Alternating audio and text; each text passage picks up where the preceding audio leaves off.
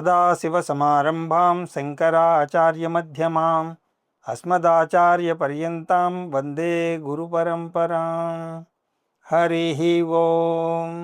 శ్రీ గురుభ్యో నమః. హరి ఓం.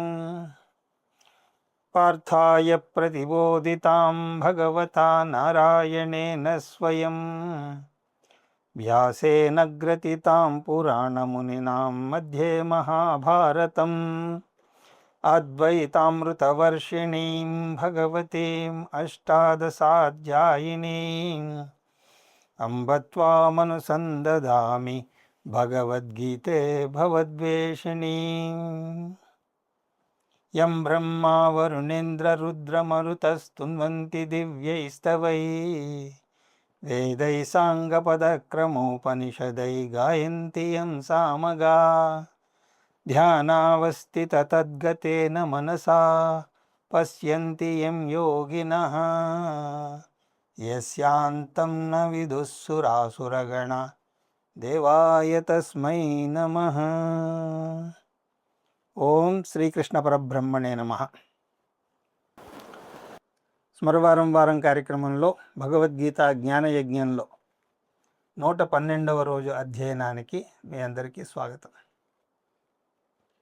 ఈ యుద్ధం ధర్మ అధర్మాల మధ్య యుద్ధం నిజమే, కానీ యుద్ధరంగానికి వచ్చాక నీ వైపు వారు కూడా మరణించక తప్పదు. అందువల్ల అర్జున, ఒక విషయాన్ని గ్రహించు అంటున్నాడు కృష్ణ పరమాత్మ. ఏమిటది? తస్మాత్ త్వముత్తిష్ట యశో లభస్వ జిత్వా శత్రూన్ భుక్ష్వ రాజ్యం సమృద్ధం మయైవేతే నిహతాం పూర్వమేవ నిమిత్తమాత్రం భవ సవ్యసాచిన్. అందువల్ల ఓ అర్జున, నువ్వు ఈ యుద్ధం చేసినా చెయ్యకపోయినా ఈ యోధులందరూ కూడా మరణించక తప్పదు. వారి మరణ సమయం ఆసన్నమైంది. అర్జునుడు యుద్ధం చేశాడు అంటే అతనికి కీర్తి ప్రతిష్టలు కలుగుతాయి. ధర్మం వైపు నిలిచాడని అందరూ అతన్ని పొగుడుతారు. ఎవరూ కూడా కృష్ణ పరమాత్మ వారిని హతమార్చాడు అని అనరు. అందరూ అర్జునుడినే కొనియాడతారు. కానీ దానికి బదులుగా అతను యుద్ధానికి వెన్ను చూపితే అతను అపకీర్తి పాలవుతాడు. క్షత్రియుడై ఉండి కూడా తన క్షత్రియ ధర్మాన్ని నిర్వర్తించనందుకు అతనికి ప్రత్యవాయ పాపం అంటుకుంటుంది. అటు చెడ్డ పేరు వస్తుంది, ఇటు పాపము వస్తుంది. అంతేకాకుండా ఇరుపక్షాల సైనికులు కూడా మరణించక తప్పదు. అందువల్ల వీటిలో ఏది నయం? లేచి తన ధర్మాన్ని నిర్వర్తించడం. తస్మాత్, ఎందువల్ల ఈ యోధులందరూ మరణించే సమయం ఆసన్నమైంది కాబట్టి వారిని నేను ఎలాగా చంపబోతున్నాను కాబట్టి త్వం ఉత్తిష్ట, లేచి యుద్ధం చెయ్యి. యశోలభస్వ, యుద్ధం చేసి కీర్తి ప్రతిష్టలను పొందు అంటున్నాడు కృష్ణ పరమాత్మ. నిజానికి వారిని సంహరించేది భగవంతుడే అయినా సరే భగవంతునికి ఈ కీర్తి ప్రతిష్టలు అవసరం లేదు. అందువల్ల నువ్వే వాటిని పొందు అంటున్నాడు. ఎలా పొందుతాడు? శత్రూన్ జిత్వా, శత్రువులను జయించడం ద్వారా. జిత్వా అంటే శత్రువులను ఓడించి తను గెలవడం. అంతేకాదు, సమృద్ధం రాజ్యం భుక్ష్వా, నువ్వు పోగొట్టుకున్న రాజ్యాన్ని, సర్వసంపదలతో కూడినటువంటి రాజ్యాన్ని తిరిగి పొంది అనుభవించవచ్చు. ఎందుకంటే ఇన్నాళ్ళు పాండవులు అడవుల్లో అష్టకష్టాలు పడ్డారు. ఇప్పుడు యుద్ధం చేస్తే అందులో గెలిచి అష్టైశ్వర్యాలను అనుభవించవచ్చు. మయైవేతే నిహత పూర్వమేవ, వీరందరూ కూడా నా చేత ముందే చంపబడ్డారు. ఎందుకంటే వారి ప్రారబ్ధ కర్మ ముగిసింది. వారు ఎలా చంపబడతారు అనే మార్గం మార్చవచ్చునేమో, కానీ మరణం మాత్రం తథ్యం. వారు ముందే మరణించారు కాబట్టి అర్జునుడు బ్రహ్మాస్త్రం ఉపయోగించినా పాశుపతాస్త్రం ఉపయోగించినా సరే వారు మరణించక తప్పదు. మనం చిన్నప్పుడు వీధి నాటకాల్లో చూసి ఉంటాం. ఒకవైపు రాముడు, ఇంకోవైపు రావణాసురుడు నిల్చుని ఉంటారు. రాముడు ఇటు నుంచి బాణం వేస్తే ఆ బాణం కూడా అసలు సిసలైనటువంటి బాణం ఏం కాదు. అయినా సరే రావణాసురుడికి ముందే చెప్పి ఉంచుతారు, రాముడు బాణం వదలగానే నీకు తగిలినా తగలకపోయినా సరే నువ్వు కింద పడిపోవాలి అని. ఆ విధంగా అర్జునుడు పాశుపతాస్త్రాన్ని ఉపయోగించినా, బ్రహ్మాస్త్రాన్ని ఉపయోగించినా, లేకపోతే ఎన్ని భావాలకు లోనైనా సరే వారందరూ కూడా మరణించి తీరుతారు. ఏతే అంటే ఈ సైనికులందరూ పూర్వమేవా నిహతాః ముందే సంహరింపబడ్డారు. సవ్యసాచిన్ ఓ సవ్యసాచి అంటున్నాడు. అర్జునుడికి సవ్యసాచి అనే బిరుదు ఉన్నది. సవ్యం అంటే ఎడమ చెయ్యి. సవ్యేన హస్తేన సహితం శీలం అస్య అస్తి ఇది సవ్యసాచిన్ అంటే రెండు చేతులతోనూ బాణాలు ప్రయోగించగలడు అని అర్థం. అర్జునుడు ఏ చేతితో యుద్ధం చేసినా సరే శత్రు సైనికులు మరణించక తప్పదు. నసిరుద్దీన్ ముల్లా ఒకసారి తన ఇంటికి విచ్చేసినటువంటి అతిథిని పిలిచి తన ఇంట్లో ప్రదర్శించినటువంటి అనేక జంతువుల భాగాలను చూపిస్తూ వచ్చాడు. గోళ్ళ దగ్గర నుంచి అన్ని భాగాలు ఉన్నాయి, ఒక్క తల భాగం తప్ప.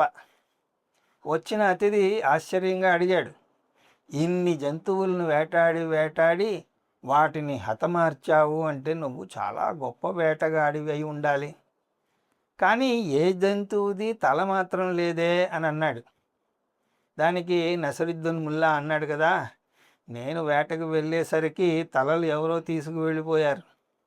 అంటే ఏమిటి అర్థం? అతను ఒక్క జంతువుని కూడా చంపలేదు, ఎవరో చంపిన జంతువుల భాగాలను తను ఏరుకుని తెచ్చుకున్నాడు.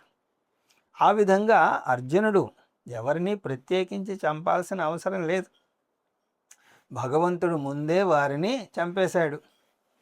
నిమిత్త మాత్రం భవ సవ్యసాచిన్ ఓ సవ్యసాచి, నువ్వు పేరుకు మాత్రమే యుద్ధం చేస్తున్నావు, నువ్వు నిమిత్త మాత్రుడువు అయి యుద్ధం చెయ్యి అంటున్నాడు కృష్ణ పరమాత్మ. అందువల్ల అర్జునుడు అయ్యో నా వారిని హతమారుస్తానని బాధపడాల్సిన అవసరం లేదు, పారిపోవాల్సిన అవసరమూ లేదు, అంతకంటే భయపడాల్సిన అవసరమూ లేదు. కానున్నది కాకమానదు, మరణం తథ్యం. అందువల్ల అర్జునుడు కృష్ణుడి చేతిలో ఉన్న ఆయుధం మాత్రమే. నిమిత్తం అంటే ఆయుధం. ఆ విధంగా కృష్ణ పరమాత్మ తను కాలతత్వాన్ని అని చెప్తున్నాడు. విశ్వం ఆయన శరీరం అయితే కాలం కూడా ఆయనలో ఒక భాగమే అవుతుంది. అందువల్ల భగవంతుడు కాలం లేదా యముడు, యమాయ నమః, యమాయ ధర్మరాజాయ మృత్యువేచాంతకాయ చ వైవస్వతాయ కాలాయ సర్వభూతక్షయాయ చ. యమధర్మరాజు ప్రకృతి నియమాలను అనుసరించి వాటన్నింటినీ కూడా నియంత్రిస్తాడు. యమధర్మరాజు అన్యాయం చేయుడు. ఇప్పుడు భగవంతుడు వారి ప్రారబ్ధ కర్మల ప్రకారం వారిని సంహరించాలి అంటే ఆయనే స్వయంగా కత్తి పట్టుకోవాల్సిన అవసరం లేదు. ఇక్కడ అర్జునుడికి అవకాశం ఇస్తున్నాడు. ఈ సందర్భంలో మనిషిని నడిపించేది ఫ్రీ విల్లా లేక విధిరాతనా అనేది చర్చనీయాంశం. ఎందుకంటే నిమిత్త మాత్రం భవ సవ్యసాచిన్ ఈ వాక్యాన్ని తీసుకుని చాలామంది దాన్ని వేరే వేరే సందర్భాల్లో అన్వయించి భగవంతుడు జగన్నాటక సూత్రధారి అని, మనం ఆయన చేతుల్లో కీలుబొమ్మలు మాత్రమే అని అంటారు. పైగా మయైవేతే నిహతా పూర్వమేవ, నేను వారిని ముందే సంహరించాను అని అన్నాడు.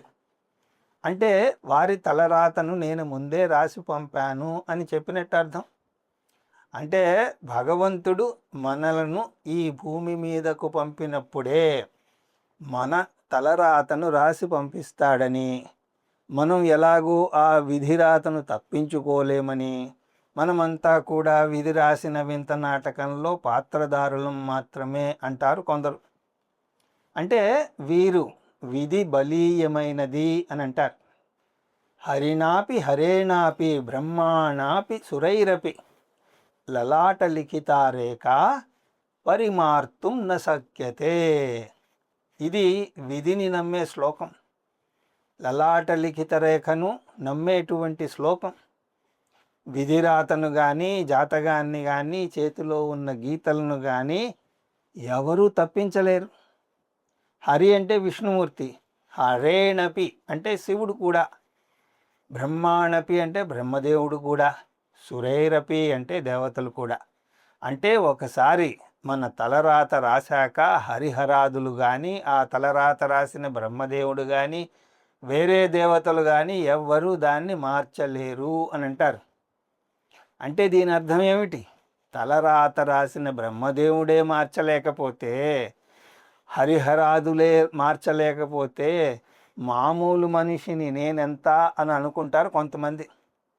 అలాగా విధిరాతను నమ్మే వారికి భగవద్గీతలోని ఈ శ్లోకం చదివితే హల్వా తిన్నట్టు ఉంటుంది. అదిగో కృష్ణ పరమాత్మే నిమిత్త మాత్రం భవసవ్యసాచిన్ అని అన్నాడు. అంటే విధి ఆడే వింత నాటకంలో మనమందరం కూడా కీలుబొమ్మలం. ఆ జగన్నాటక సూత్రధారి అంతా వెనక ఉండి ఆడిస్తాడు అని అంటారు. అంతా ఆయన చేతిలో ఉంటే మన ఫ్రీవిల్కి చోటు ఎక్కడిది అని అంటారు నిరాశగా. మనం ఒక విషయం బాగా అర్థం చేసుకోవాలి. శాస్త్రం పూర్తిగా విధి మీదే ఆధారపడే సిద్ధాంతాన్ని ఒప్పుకోదు. ఎందుకంటే మనం జగన్నాటక సూత్రధారి చేతిలో కీలుబొమ్మలం అని అనుకుంటే మనకు ఫ్రీవిల్ ఉందనే సిద్ధాంతాన్ని తృణీకరించినట్టు అవుతుంది. శాస్త్రం మనిషి బుద్ధిజీవి, అతనికి ఫ్రీవిల్ ఉంది అని అంటుంది. మన తలరాత ఎలా ఉంటే అలా అవుతుంది అని అనుకోవడాన్ని ఫెటలిజం అని అంటారు. అంటే విధి చేతిలో కీలుబొమ్మగా ఉండిపోవడం. కానీ ఇక్కడ ఒక చిన్న సూక్ష్మ భేదం ఉన్నది. దాన్ని సరిగా మనం అర్థం చేసుకోవాలి. మన తలరాత లేదనడం లేదు. శాస్త్రం విధిని నమ్ముతుంది. విధి లేదా తలరాత అంటే ఏమిటి? మన గతంలో కానీ గత జన్మల్లో కానీ చేసినటువంటి కర్మ ఫలితం విధిలిఖితం. శాస్త్రం కర్మఫలాన్ని నమ్ముతుంది. కర్మఫలానికి ఇంకొక పేరు విధిలిఖితం లేదా ప్రారబ్ధం లేదా దైవం. మన జాతకంలో మన ప్రారబ్ధం ఎలా ఉందో తెలుస్తుంది. ఇక్కడ కూడా చిన్న సూక్ష్మ భేదం ఉన్నది. మన గ్రహాలు మన జీవితాన్ని ఏమీ ప్రభావం చెయ్యవు. మరి ఏది ప్రభావితం చేస్తుంది అంటే మన ప్రారబ్ధం ప్రభావితం చేస్తుంది. కాకపోతే గ్రహాలు మన ప్రారబ్ధం ఎలా ఉందో చూపిస్తాయి. ఉదాహరణకు కారులో పెట్రోల్ ఎంత ఉందో 1 మీటర్ సూచిస్తుంది. ఈ మీటర్ కారును నడిపిస్తుందా? లేదే. పెట్రోల్ కారును నడిపిస్తుంది. కాకపోతే ఈ మీటర్ హెచ్చరిస్తుంది, పెట్రోల్ అయిపోతోంది సుమా అని అంటుంది. అలాగే మన గ్రహాలు మన ప్రారబ్ధ కర్మను సూచిస్తాయి, కానీ మన ప్రారబ్ధ కర్మను ప్రభావితం చేయవు. ఈ ప్రారబ్ధ కర్మనే విధి లలాట లిఖితం అని అంటారు. విధికి విధిని నమ్మడానికి చిన్న సూక్ష్మ భేదం ఉన్నది అని చూసాం. ఏమిటది? మన జీవితాన్ని ప్రభావితం చేసేది కొన్ని అంశాలలో విధి ఒకటి. అంతేగాని విధి మాత్రమే ప్రభావితం చేస్తుంది అని అనుకుంటే అది ఫెటలిజం అవుతుంది. విధి కాకుండా మన జీవితాన్ని ప్రభావితం చేసేది ఇంకోటి ఉన్నది. అదే మన ఫ్రీవిల్. దీన్ని పురుషార్థం అని అంటారు. పురుషార్థం అంటే మనకున్నటువంటి లక్ష్యాలు కాదు. అందువల్ల మన విధి ప్లస్ మన ఫ్రీవిల్ రెండూ కలిసి మన భవిష్యత్తును నిర్దేశిస్తాయి అని అంటుంది శాస్త్రం. ఫ్రీవిల్ ప్లస్ మన విధి భవిష్యత్తును నిర్దేశిస్తాయి అని మీరంటే దాన్ని శాస్త్రం అని అంటారు. విధి మాత్రమే నిర్దేశిస్తుంది అంటే దాన్ని ఫెటలిజం అని అంటారు. ఫెటలిజంను నమ్మారు అంటే ఫ్రీవిల్ని తిరస్కరించినట్టే. ఫ్రీవిల్ తిరస్కరిస్తే వచ్చే సమస్యలు ఏమిటో తెలుసుకోవాలి. ఇప్పుడు మనం ఇక్కడ చర్చించబోయేది దాన్నే. మన చేతిలో ఏమీ లేదు, అంతా బ్రహ్మలిఖితం అంటే అందులో ప్రయోజనాలేమీ లేకపోలేదు. ఆ ప్రయోజనాలు ఏమిటో చూశాక అందులో ఉన్నటువంటి సమస్యలు ఏమిటో మనం చూద్దాం. మొదటి ప్రయోజనం ఏమిటి అంటే, అంతా భగవంతుడే చూస్తున్నాడు అంటే మన దుర్మార్గాలకు మన బాధ్యత వహించాల్సిన అవసరం లేదు. పొరపాటు చేయడం మానవ సహజం, దాన్ని ఇతరుల మీదకు నెట్టివేయడం మరింత మానవ సహజం అని అన్నారు ఎవరో. Err is human, to blame others for that is more human. అందువల్ల ఏదైనా పొరపాటు చేసి దాన్ని ఎవరి నెత్తి మీదైనా రుద్దుదామా అని ఆలోచించే అలవాటు ఉంటే దాన్ని హాయిగా భగవంతుడి మీదకి తోసేయచ్చు. నాదేం లేదు, అంతా ఈశ్వరేచ్ఛ అనేస్తారు. పైగా శివుడు ఆజ్ఞ లేనిదే చీమైనా కుట్టదు అని సమర్థించుకుంటారు కూడా. దీన్నే పలాయనవాదం అని అంటారు. ఇలాగా ఈశ్వరేచ్ఛ అనేవారికి ఇది మంచి సాకు. వారు దేనికి కూడా బాధ్యత వహించకుండా భగవంతుని మీదకు తోసేయచ్చు. రెండవది, ఇంకో చిన్న సానుకూల లాభం కూడా ఇక్కడ ఉన్నది. మన చేతిలో ఏమీ లేదు, అంతా భగవంతుని చేతిలో ఉందని అనుకుంటే మనకు భగవంతుని మీద గౌరవం పెరుగుతుంది. భగవంతుడు ఎవరికీ అన్యాయం చేయడని తెలుసు మనకి.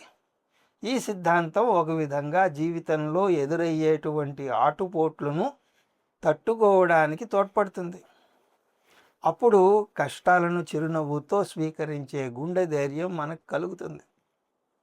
ఒక సామెత ఉండనే ఉంది, భగవంతుడు మనల్ని తరచూ నీటి కిందకు తీసుకువచ్చేది మనల్ని ముంచడానికి కాదు, మనల్ని శుద్ధిపరచడానికి. అంతా ఈశ్వరేచ్ఛ. నేను కష్టపడాలని రాసిపెట్టి ఉంది కాబట్టే నాకు ఈ కష్టం వచ్చింది అని అంటారు. ఈ కష్టం ద్వారా నన్ను పునీతుణ్ణి చేస్తాడు అనుకుంటారు కూడా. కానీ శాస్త్రం పూర్తిగా విధి మీద ఆధారపడవద్దు అని అంటుంది. శంకరాచార్యుల వారు కూడా సందర్భం వచ్చినప్పుడల్లా ఫ్రీ వీల్కు అవకాశం లేదని ఎవరైనా అంటే ఆయన చేసే విశ్లేషణల్లో ఆ వాదనను స్వీకరించకూడదు అని అంటారు. ఇంతవరకు ఈశ్వరేచ్ఛను స్వీకరిస్తే కలిగే 2 ప్రయోజనాలను చూసాం.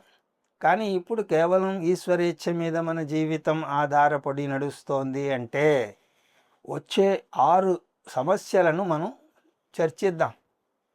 మొదటిది, ఈశ్వర మహాసంసారిత్వం. ఒకవేళ భగవంతుడే అంతా చేస్తున్నాడు, మనం ఆయన చేతిలో కీలుబొమ్మలం అని అంటే భగవంతుడు కర్త, మనం కరణం అవుతాం. ఇక్కడ కరణం అంటే పరికరం. కర్మ సిద్ధాంతంలో ఒక సూత్రం ఉన్నది. అదేమిటి అంటే, యః కర్తా భవతి స ఏవ భోక్తా భవతి. ఎవరైతే ఒక కర్మ చేస్తారో వారు మాత్రమే ఆ కర్మ యొక్క ఫలాన్ని అనుభవించాలి. అంటే ఎవరు కర్తో అతనే భోక్త అవుతాడు. కర్మఫలం అంటే పుణ్యపాపాలు. అంటే ఇప్పుడు భగవంతుడు కర్త కాబట్టి పుణ్యపాపాలు అన్నీ కూడా ఆయనకే చెందుతాయి. హత్యలు, దోపిడీలు, దొంగతనాలు అన్నీ కూడా భగవంతునికే వెళతాయి. నేనేం చేయడం లేదు అంటారు నేరస్తులు. అంతేకాదు, సంచిత ప్రారబ్ధ ఆగామి కర్మలన్నీ కూడా భగవంతునికే చెందుతాయి. అంటే ఈ సిద్ధాంతం వల్ల వచ్చే అర్థం లేని ఫలం, భగవంతుడు మహాసంసారి అవుతాడు. మనం చేసే కర్మలు మనల్ని సంసారి చేస్తే మనమందరం చేస్తున్న కర్మలన్నిటినీ భరిస్తున్నటువంటి భగవంతుడు మహాసంసారి అవ్వాలి. అవునా కాదా? ఇక రెండవది, జీవ అసంసారిత్వం. ఇది అర్థం లేని వాదనో జీవునికి లాభమో తెలియదు, కానీ దీని ప్రకారం జీవుడు అసంసారి అవుతాడు.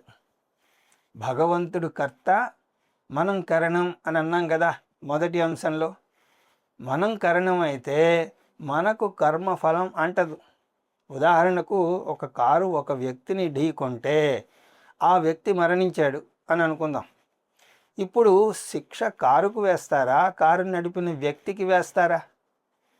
కారు నడిపే వ్యక్తికే వేస్తారు. కానీ నిజానికి గుద్దింది కారు, కానీ దాన్ని వాడిన వ్యక్తికి శిక్ష పడుతుంది. అలాగే కత్తితో ఎవరినైనా పొడిచినా, తుపాకీతో ఎవరినైనా కాల్చినా కత్తిని తుపాకులను శిక్షించరు.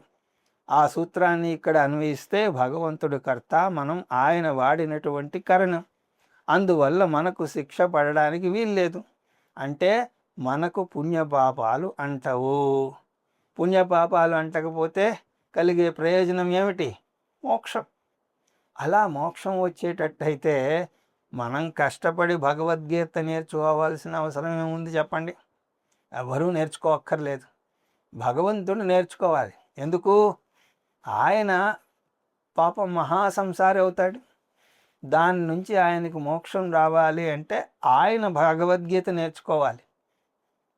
సంచిత ఆగామి ప్రారబ్ధ కర్మలు మనకు అంటవు, ఆయనకే చెందుతాయి. మనం నిత్యముక్తులం అవుతాం. అంటే జీవి అసంసారి అవుతాడు. మూడవది నైర్గుణ్య దోషం. భగవంతుడే అంతా చేస్తూ ఉంటే మన చేతిలో ఏమీ లేకపోతే మనం జీవితంలో పడే కష్టాలన్నీ కూడా ఎవరి వల్ల కలుగుతున్నాయి? సాక్షాత్తు భగవంతుని వల్లనే. మనకు ఒక ఆరోగ్యం కలిగినా, ఎక్కడో యుద్ధం జరిగినా, మరెవరో బాంబులు వేసినా సరే వాటి వల్ల జరిగే నష్టాలన్నీ కూడా భగవంతుడే కలుగజేసినట్టు అవుతుంది. అవునా కదా? జైల్లో నిజం చెప్పించడానికి పోలీసులు వాడేటువంటి పద్ధతులు నేరతుల్ని చాలా బాధిస్తాయి. వాటి గురించి వింటేనే మనకు ఆ రాత్రి నిద్ర పట్టదు.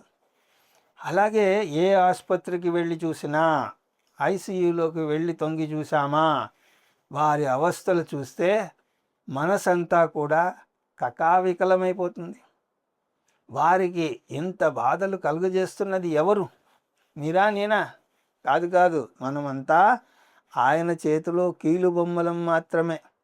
జగన్నాటక సూత్రధారి చేస్తున్నాడు ఇదంతా. అంటే భగవంతుడు కరుణామయుడు, దయాసాగరుడు అని అనలేం.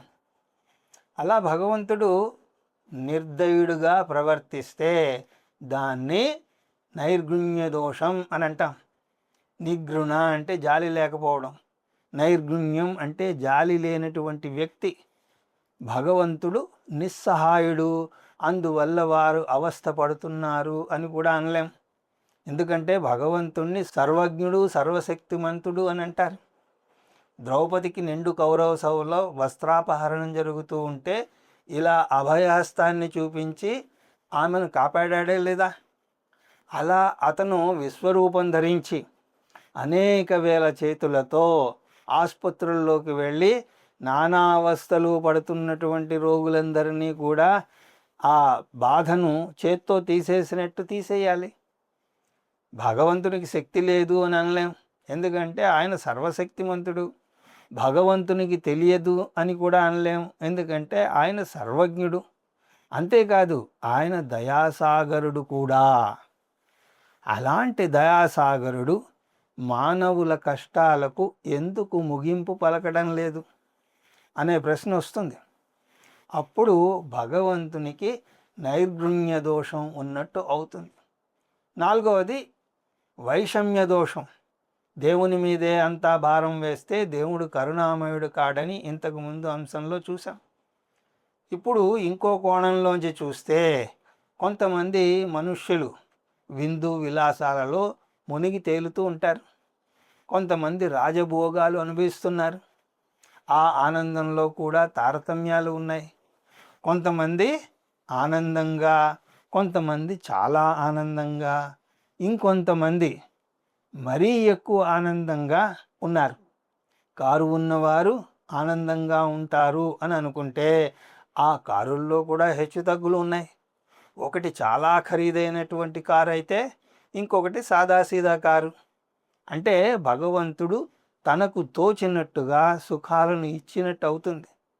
అంటే కొంతమంది మీద పక్షపాతం చూపిస్తున్నట్టు అవుతుంది. అంటే కొంతమంది నవ్వుతారు, కొంతమంది ఏడుస్తారు, కొంతమంది ఏడుస్తూ నవ్వుతారు, కొంతమంది నవ్వుతూ ఏడుస్తున్నారు. ఈ పక్షపాత ధోరణిని వైషమ్య దోషం అని అంటారు. ఇక 5వది ధర్మశాస్త్ర నిష్ప్రయోజనం. భగవంతుడు కర్త అయితే మనం కరణం మాత్రమే అవుతామని, అంటే మనం చేసే కర్మలకు మనం బాధ్యులు కాము అని చూసాం కదా. అంటే పుణ్యపాపాలు ధర్మాధర్మాల గురించి మనం నేర్చుకోవాల్సిన అవసరం లేదు. మనమంతా కూడా కారు లాంటి వారం అని చూసాం కదా. రోడ్డు మీద వెళ్ళేది కారే అయినా కారు ట్రాఫిక్ రూల్స్ నేర్చుకోవాల్సిన అవసరం లేదు. కారుని నడిపించే వ్యక్తి నేర్చుకోవాలి. అలా భగవంతుని వల్ల నడపబడే మనం ధర్మశాస్త్రాన్ని నేర్చుకోవాల్సిన అవసరం లేదు. ధర్మశాస్త్రం వల్ల ప్రయోజనం ఉండదు. మనము నడిపే భగవంతుడే అన్నీ నేర్చుకోవాలి. సత్యం వద ధర్మం చరా స్వాధ్యాయ ప్రవచనాభ్యాం న ప్రమదితవ్యం అంటూ ఈ ధర్మసూత్రాలన్నీ కూడా మనం నేర్చుకోక్కర్లేదు. ఎందుకంటే మనం నిమిత్త మాత్రులం. అయితే ఎవరు నేర్చుకోవాలి? భగవంతుడు నేర్చుకోవాలి. ఆయన గురుకులం వెళ్ళి ఈ ధర్మశాస్త్రం అంతా నేర్చుకోవాలి. లౌకిక విద్య నేర్చుకోవాలి. అమెరికాలో కారు ఎలా నడపాలో, మన దేశంలో కారు ఎలా నడపాలో కూడా ఆయన నేర్చుకోవాలి. మనం ధర్మశాస్త్రాన్ని నేర్చుకోవాల్సిన అవసరం లేదు. కాబట్టి దాన్ని ధర్మశాస్త్ర నిష్ప్రయోజనం అని అంటారు. ఇక 6వది వికల్ప అభావ.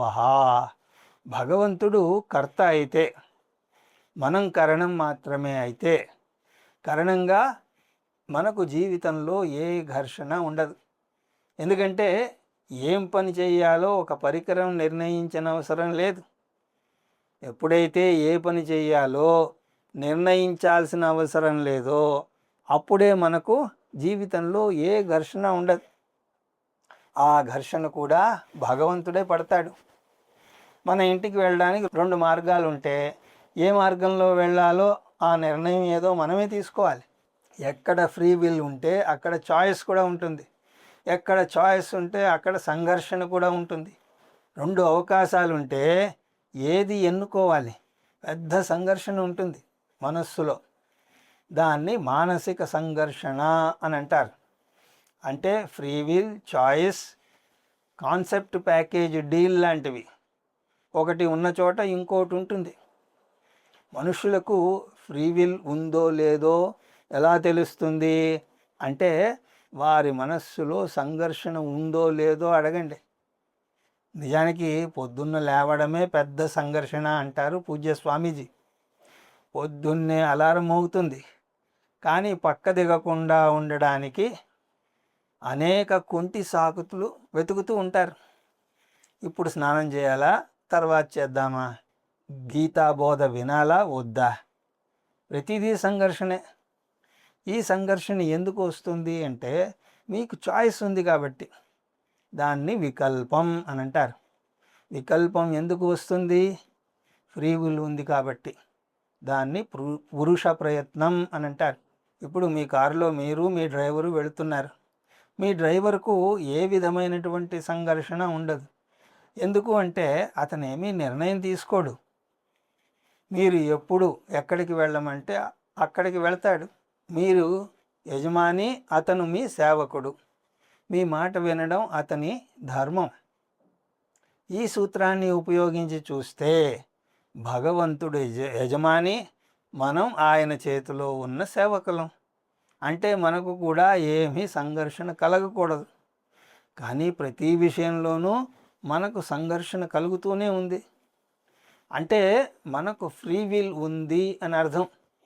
మనకు ఫ్రీ విల్ లేకపోతే మోహం లేదు, వికల్పం లేదు. ఎవరైనా వచ్చి నాకు సంఘర్షణ లేదు అని గొప్పగా చెప్తే అటువంటి వ్యక్తిని మెచ్చుకోకూడదు. ఎందుకంటే అతను తన ఫ్రీ విల్ని ఉపయోగించడం లేదు. జంతువులకు మనకు మధ్య ఉన్న భేదం అదే. మనిషి బుద్ధిజీవి. అతని బుద్ధిని ఉపయోగించి మంచి చెడు విచక్షణ చూపించాలి. జంతువులకు ఆ విచక్షణ బుద్ధి లేదు. ఏనుగు ఎక్కడ ఉన్నా సరే గడ్డినే తింటుంది. సింహం ఎక్కడున్నా సరే మాంసాన్నే తింటుంది. మనిషికే ఏం తినాలో తెలియదు. తన విచక్షణ బుద్ధిని సరిగా ఉపయోగించడు. పాకేవి, ఈదేవి, ఎగిరేవి అన్నీ తినేస్తారు కొందరు. అంటే తన ఫ్రీ విల్ని సరిగ్గా ఉపయోగించకపోయినా మనిషికి దేవుడిచ్చినటువంటి గొప్ప వరం బుద్ధి. దాన్ని సరిగా ఉపయోగించాలి. అంటే మనిషి భవిష్యత్తును కేవలం అతని ఫ్రీ విల్లే నిర్ణయిస్తుందా అంటే లేదు. ఫ్రీ విల్, విధి ఈజ్ ఈక్వల్ టు భవిష్యత్తు. రెండూ కలిపి మనిషి భవిష్యత్తును నిర్ణయిస్తాయి.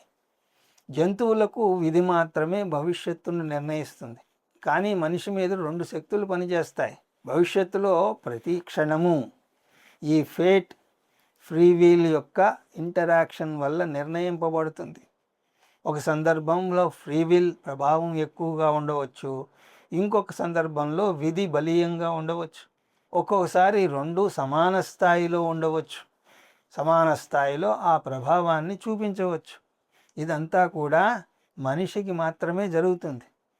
ఫ్రీ విల్, విధి రెండు కూడా జీవితాన్ని ప్రభావం చేసినట్టయితే కృష్ణ పరమాత్మ నిమిత్త మాత్రం భవసవ్యసాచిన్ అని ఎందుకన్నాడు? నువ్వు నిమిత్త మాత్రుడివి అంటే ధార్మికమైనటువంటి జీవనం గడపాలి అని అర్థం. భగవంతుడు జగత్తును ధర్మసూత్రాల ఆధారంగా నడుపుతాడు. మనం జీవితంలో ఎన్నుకోవాల్సి వచ్చినప్పుడల్లా మనకు రెండు మార్గాలు ఉంటాయి. ధర్మపరంగా పోవాలా, రాగద్వేషాల మాట వినాలా, ట్యాక్స్ కట్టాలా, ఎగ్గొట్టాలా, పోలీసులు చుట్టుపక్కల లేకపోతే సిగ్నల్ వచ్చేంత వరకు ఆగాలా, దూసుకుంటూ వెళ్ళిపోవాలా. ఇలాంటి సందర్భాలు ఎన్నో. మనం ధర్మపరంగా నిర్ణయం తీసుకుంటే మనం ధర్మశాస్త్రానికి కట్టుబడి ఉన్నట్టు అవుతుంది. అప్పుడు భగవంతుని చేతిలో పరికరంలాగా ఉన్నట్టు అనిపిస్తుంది. అర్జునుడు అటువంటి ధర్మ సంఘటనలో పడ్డాడు. ధర్మశాస్త్రం అతను యుద్ధం చెయ్యాలి అని అంటుంది. స్వధర్మమపి చావేక్ష న వికల్పుతుమర్హసి ధర్మ్యాది యుద్ధశ్రేయో అన్యాత్ క్షత్రియస్య న విద్యతే. క్షత్రియుని యొక్క ధర్మం యుద్ధం చేయడం. క్షత్రియుడు ధర్మాన్ని పరిరక్షించాలి. దుర్యోధనుడు అధర్మానికి పాల్పడ్డాడు కాబట్టి అతన్ని శిక్షించాలి. నిజానికి దుర్యోధనుడిని శిక్షించడానికే యుద్ధభూమికి ఆవేశంగా వచ్చాడు అర్జునుడు. కానీ యుద్ధం ప్రారంభించాల్సి వచ్చిన సమయంలో అతన్ని రాగమోహాలు కమ్ముకున్నాయి. ఆ రాగమోహాలు భీష్మద్రోణులు నా వారు అనేలాగా చేశాయి. కథం భీష్మమహం సంఖ్యే ద్రోణంచ మధుసూదన ఈషుభి ప్రతియోత్స్యామి పూజార్హవరిసూదన. భీష్మ పితామహునితోనూ ద్రోణాచార్యునితోనూ ఎలా యుద్ధం చేయగలను? వారిద్దరూ నాకు పూజనీయులు అని అన్నాడు. అతని బుద్ధి వివేకం చూపించమంటోంది, అంటే యుద్ధం చేయమంటోంది. కానీ అతని మనస్సు రాగమోహాల్లో పడిపోయింది. అటు వినాలా, ఇటు వినాలా, పెద్ద సంఘర్షణ. తను సంఘర్షణలో పడ్డాడు అని తనకే తెలిసింది. కార్పణ్యదోషోపహత స్వభావ పృచ్ఛామి త్వాం ధర్మ సమ్మూఢచేత యశ్రేయసాన్నిత్యతన్ బ్రూహి తన్మే శిష్యస్తేహం సాధిమాం త్వాం ప్రపన్నం. నేను రాగమోహాలలో పడిపోయాను, ధర్మాధర్మ విచక్షణను కోల్పోయాను. అందువల్ల నా కర్తవ్యం ఏమిటో నేను నిర్ణయించుకోలేకుండా ఉన్నాను. నాకు నిజంగా ఏది శ్రేయస్కరమో అది నాకు చెప్పు, నేను నీకు శిష్యుడను అని శరణాగతి పొందాడు. దానికి కృష్ణ పరమాత్మ చేసిన బోధ సారాంశం, నీ రాగద్వేషాలకు లోను కాకుండా ధర్మాన్ని పాటించు. ధర్మాన్ని పాటిస్తే భగవదేచ్ఛను పాటించినట్టు అవుతుంది. ఎందుకంటే భగవంతుని ఇచ్ఛ ధర్మాన్ని పాటించడమే. అప్పుడు ఫ్రీ విల్ వదులుకున్నట్టు కాదు, ఫ్రీ విల్లు గాడ్ విల్లో కలిసినట్టు అవుతుంది. రెండు చేతులు కలిసేసరికి భగవంతుని చేతిలో కీలు బొమ్మలుగా కనిపిస్తాం. కానీ నిజానికి అది భగవంతుడు చూపినటువంటి మార్గంలో నడవడం అవుతుంది. ఒక్క ముక్కలో చెప్పాలి అంటే ధర్మాన్ని పాటించడం అవుతుంది. ఫ్రీ విల్ ఉన్నా సరిగా ఉపయోగించుకోవడంలో ఉన్నది అంతా. రాగద్వేషాలకు లోనైతే పతనం తప్పదు. రావణాసురుడు రాగద్వేషాలకు లోనయ్యాడు, నాశనమయ్యాడు. అలాగే కంసమామ రాగద్వేషాలకు లోనయ్యాడు. మధుసూదనుడు అతన్ని హత్యమార్చాడు. వారు చెప్పినా కూడా వినే పరిస్థితుల్లో లేరు అప్పుడు. కానీ ఇక్కడ అర్జునుడు నేను నీకు శిష్యుడిని, నాకు శ్రేయస్కరమైనది ఏమిటో చెప్పు అని ప్రత్యేకించి అడిగాడు. అందువల్ల కృష్ణ పరమాత్మ రాగద్వేషాలకు లోనవకు, ధర్మాన్ని ఆచరించు అని అంటున్నాడు. ధర్మాన్ని ఆచరించడం వల్ల స్వజనులను కోల్పోవాల్సి రావచ్చు, కానీ తప్పదు. వారు అధర్మంతో చేతులు కలిపారు. ధర్మ్యాది యుద్ధశ్రేయో న్యాత్ క్షత్రియస్య న విద్యతే. క్షత్రియునికి ధర్మయుద్ధాన్ని మించింది శ్రేయస్కరమైనటువంటి కర్తవ్యం మరొకటి లేదు అని అన్నాడు. శ్రేయస్కరమైనటువంటి మార్గం ఏదో చెప్పు అన్నాడు అర్జునుడు. నీ క్షత్రియ ధర్మాన్ని పాటించడమే శ్రేయస్కరమైనటువంటి మార్గం అని అన్నాడు కృష్ణ పరమాత్మ. అలాంటి ధర్మ మార్గాన్ని ఎన్నుకోవాలి అంటే రాగద్వేషాలను అదుపులో పెట్టాల్సి ఉంటుంది. అది కష్టమే. కానీ ధర్మపదంలో నడవడం అంటే భగవంతుని అడుగుజాడల్లో నడిచినట్టే అవుతుంది. అది ఆధ్యాత్మిక ఎదుగుదలకు తోడ్పడుతుంది. ఒక్క ముక్కలో చెప్పాలి అంటే ధర్మపదంలో నడిస్తే ఫ్రీ విల్ను సరిగ్గా ఉపయోగించినట్టు, అధర్మ పదంలో నడిస్తే ఫ్రీ విల్ని దుర్వినియోగం చేసినట్టు అవుతుంది. ధర్మపదంలో నడిస్తే కర్మయోగాన్ని భక్తి యోగాన్ని కలిపినట్టు అవుతుంది. కర్మయోగి అంటే ఈశ్వరార్పణ భావంతో కర్మ చేసి ఈశ్వర ప్రసాద బుద్ధితో ఫలాన్ని స్వీకరించేటువంటి వ్యక్తి. ఈశ్వరార్పణ బుద్ధి అంటే భగవంతుని అడుగుజాడల్లో నడిచినట్టే. అందువల్ల భక్తుడి కానివాడు కర్మయోగి కాలేడు. కర్మయోగి ధర్మాన్ని పాటించకుండా ఉండలేడు. ధర్మాన్ని పాటిస్తే నిమిత్తమాత్రుడిగా కనిపిస్తాడు. అది నిమిత్తమాత్రం భవసవ్యసాచిన్ అంటే అర్థం. ఇక్కడితోటి ప్రత్యేక విశ్లేషణ ఫ్రీ విల్లా విదా అన్నది ముగిసింది.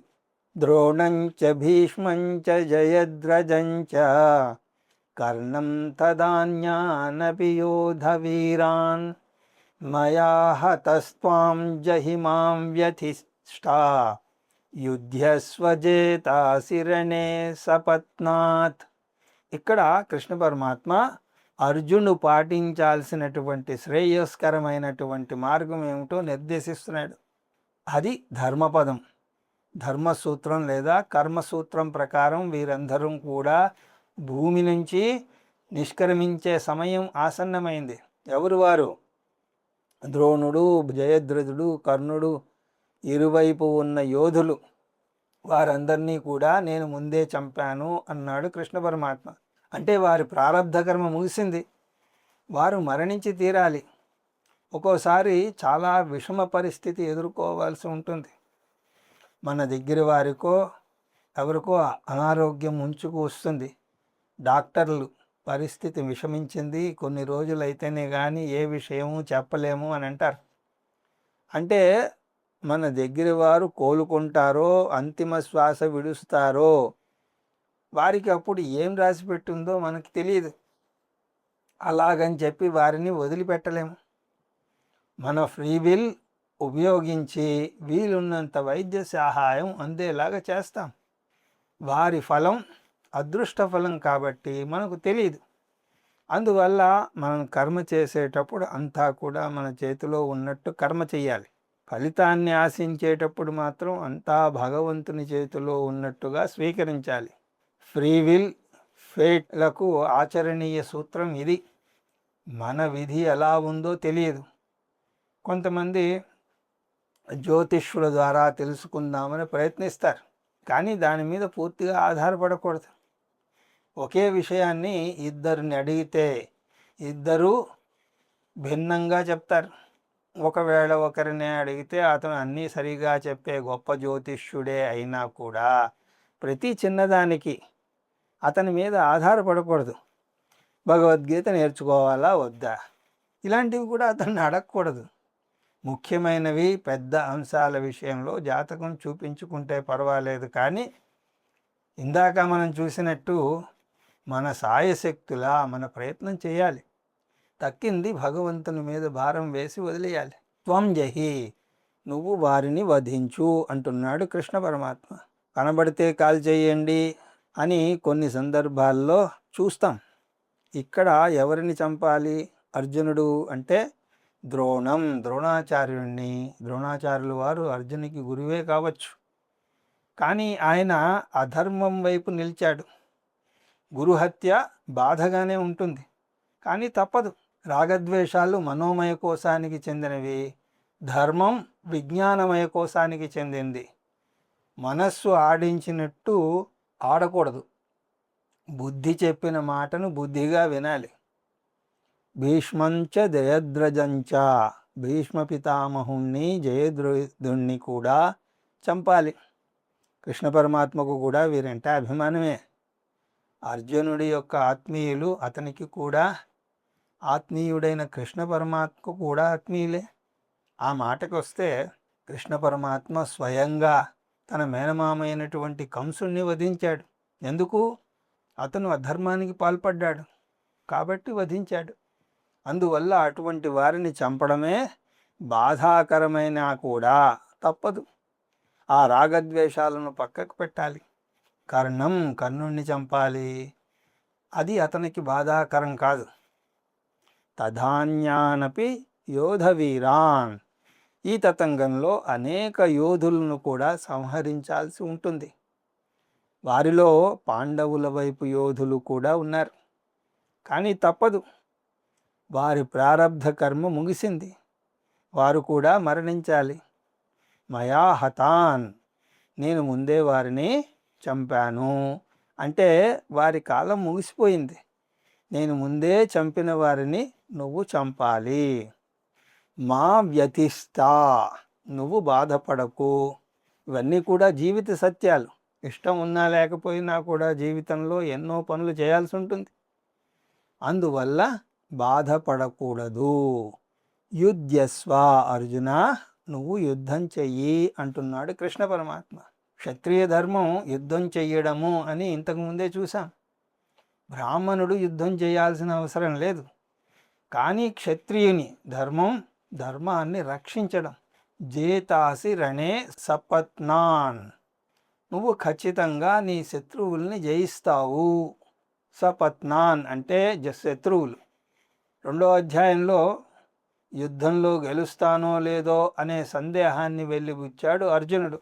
యుద్ధ్వా జయేమా యదివా నో జయేయుహు, యుద్ధంలో వారిని మనం జయిస్తామో లేక వారు మనల్ని జయిస్తారో కూడా తెలియదు అని అన్నాడు. కాబట్టి ఇక్కడ కృష్ణ పరమాత్మ అతనికి ముందే యుద్ధంలో నువ్వు గెలుస్తావు అని చెప్తున్నాడు. ఎందుకు? అతని ఏదో సవ్యసాచి అని కాదు, అతని వైపు ధర్మం ఉంది కాబట్టి. దీనికి అర్జునుడు ఏ విధంగా స్పందిస్తాడో మనం తర్వాత తరగతిలో దర్శించే ప్రయత్నం చేద్దాం. హరి ఓం తత్సత్.